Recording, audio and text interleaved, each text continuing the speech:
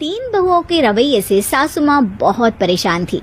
दरअसल बात ये थी कि तीनों बहुओं में किसी बात को लेकर अनबन हो गई थी। तब से ही तीनों एक दूसरे से मुंह फुलाए रहती थी। ना कोई सीधे मुंह किसी से बात करती, ना किसी का कहना मानती। पड़ोसी भी इस बात को जानते थे और जाने कैसे कैसे बातें भी करते। इसीलिए सासू माँ ने तीनों बहुओं को तुरंत अपने कमरे में बुलाया। मैं कई दिनों से देख रही हूँ, तुम तीनों अलग अलग सारे काम कर रही हो। ये सब नहीं चलेगा, तीनों को मिलकर ही काम करना पड़ेगा। सास की बात सुनकर एकदम से बड़ी बहू बोल उठती है। नहीं मम्मी जी, मैं इन दोनों के साथ कुछ नहीं कर सकती। मैं इस घर की बड़ी बहू हूँ, फिर भी ये मेरा कहना बिल्कुल भी नहीं मानती। अरे जेठानी जी, जानबूझकर मुझे डबल काम करवाती है आप, और छोटी मुझसे टेढ़े मुंह ही बात करती है। इन दोनों के बीच हमेशा सैंडविच बन जाती है मेरी, और मैं हमेशा आलू की तरह बीच में मसली जाती हूँ। मम्मी जी, इन दोनों को लगता है कि मैं छोटी हूँ तो इनके पैरों तले दब जाऊंगी, लेकिन नहीं, मेरा भी उतना ही अधिकार है जितना इन दोनों का है। बड़ी आई दोनों मेरी चुगली करने के लिए, मुझे क्या कम समझ रखा है। तीनों बहू एक दूसरे से बहस करने लगती है और सास दोबारा ये देखकर टेंशन में आ जाती है और सबसे कहती है, चुप हो जाओ, अब से तुम तीनों सारे काम एक साथ करोगी, आंख बंद करके एक दूसरे की बात सुनोगी। तुम तीनों इस बात को गांठ बांध लो, वरना अगली छुट्टियों में तुम्हारा अपना मायके जाना कैंसिल। सास की बातें सुनकर डर के मारे तीनों हामी भर देती हैं। जी मम्मी जी, मैं समझ गई। हाँ मम्मी जी, जैसा आप कहें, आप जो कहेंगे मैं वही करूंगी।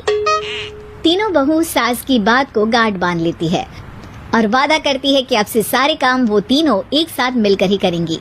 ये सब देखकर सास खुश हो जाती है और वहाँ से चली जाती है। नीचे जाकर वो देखती है कि घर में शर्मा जी आए हुए होते हैं। सास जोर से आवाज लगाकर कहती है, अरे बहू, जरा चाय बनाकर तो लाना, शर्मा जी आए हैं। सास की बात सुनकर तीनों बहू तुरंत किचन की ओर भागती है और चाय बनाना शुरू कर देती है। मुझे तो एकदम मसाले वाली कड़क चाय पसंद है, तो हम शर्मा जी के लिए मसाले वाली चाय ही बनाएंगे। अरे नहीं दीदी, गर्मी के मौसम में मसाला चाय कौन पीता है? मैं तो शर्मा जी के लिए इलायची वाली चाय ही बनाऊंगी। ये कैसी बात कर रही हैं आप दोनों? मेरी मम्मी ने सिखाया है कि मेहमान को ज्यादा दूध और शक्कर वाली चाय देनी चाहिए, वरना वो घर वालों को कंजूस समझते हैं। तो मैं तो शर्मा जी को ऐसी ही चाय दूंगी। तीनों बहुएं अपने अपने तरीके से चाय में शक्कर, मसाला, पत्ती सब डाल देती है। उबलने के बाद तीनों मिलकर चाय बाहर लेकर जाती है और शर्मा जी और सासू माँ को देती हैं। चाय पीने के बाद शर्मा जी सासू माँ को देखकर शर्मा जाते हैं और शर्मिंदा महसूस करते हैं कि आखिर उन्होंने चाय पीने के लिए हामी क्यों भरी। सासू माँ भी चाय पीना शुरू करती है और कहती हैं, अरे बहू, ये कैसी चाय बनाई है? चाय है या मीठे दूध की बासुंदी? हाँ, चाय अच्छी नहीं लगी क्या? कोई बात नहीं, हम पराठा बनाकर लाते हैं। चलो चलो अंदर। हाँ चलो। हाँ, आती हूँ मैं भी। नहीं नहीं, मेरा पेट चाय ने ही चौपट कर दिया, वही काफी है। पराठे से पोपट नहीं करवाना, मैं तो चलता हूँ। शर्मा जी चुपचाप पतली गली से निकल जाते हैं। अगले दिन सास बहुओं से कहती है, अरे बहू, जाओ जाके ऊपर के गेस्ट हाउस की सफाई कर दो। कल हमारे यहाँ मेरे दूर के रिश्तेदार आने वाले हैं, तो पूरे कमरे को चमका देना, समझी? तीनों बहू सास की बात को मानकर ऊपर सफाई करने चली जाती हैं और तीनों कमरे की सफाई चालू कर देती है। बड़ी बहू मकड़ी के जाले साफ करती है, तो बीच वाली झाड़ू लगाना और छोटी वाली सर्फ डालकर जमीन धोना शुरू कर देती है। अरे दीदी, जेठानी जी, अभी मैंने पूरी फर्श धोई और आप फिर से धूल नीचे गिरा रही हैं। और मछली जेठानी जी, आप बिना झाड़ू की धूल यहाँ छटक रही हैं।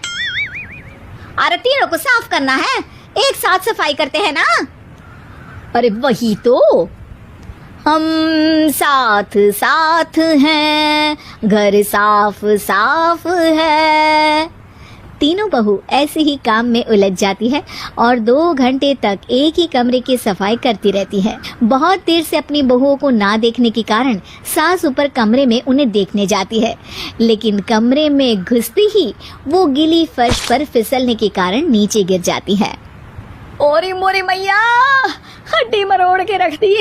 आए मेरी तो कमर ही टूट गई रे। तीनों बहुएं सास को उठाती हैं और बिस्तर पर सुला देती है। अरे मेरे हाथ पैर दर्द कर रहे हैं, दबा दो आराम मिलेगा। हाँ जी माँ जी। अरे जी माँ जी, जी माँ जी। और तीनों बहुएं एक साथ सास के हाथ को दबाना शुरू कर देती हैं। माँ की तो चीख ही निकल जाती है और नतीजा ये होता है कि सास के बचे हुए शरीर में भी दर्द उठ जाता है। हाय राम, ये क्या कर दिया तुम तीनों ने। अरे मेरी तो किस्मत ही फूटी है कि तुम जैसी बहुएं मुझे मिली। हे भगवान, पूरे शरीर में दर्द बढ़ गया है। अब तो पता नहीं कि चल भी पाऊंगी या नहीं। माफ करो, मुझे गलती हो गई मुझसे कि तुम तीनों को एक साथ काम करने के लिए बोला। सोचा था तीनों मिलके अच्छे से काम करेगी, लेकिन बड़े बुजुर्ग सही कहते थे कि 3 तिगाड़ा काम बिगाड़ा। तुम लोगों ने ये बात ना आज साबित करके दिखा दी। तुम तीनों को तो समझाना यानी मानो भैंस के आगे बीन बजाना है। तुम्हें अकेले अकेले काम करना है ना, तो अब से तुम अकेले ही अपना अपना काम करो। तीनों बहुएं वहां से जाने लगती है। अरे कहाँ जा रही हो? आप ही ने तो कहा कि अपना अपना काम करो, तो मुझे मुल्तानी मिट्टी लगानी है। अरे मुझे भी तो नेल पॉलिश लगानी है। मुझे ना मेहंदी लगानी है। सास अपना सर पीट लेती है और कहती है, अरे मुझे भी लगाना है कुछ। क्या माँ जी, क्या माँ जी, क्या माँ जी? तुम्हारे घर वालों को फोन तुम्हारी हरकतें बताने के लिए।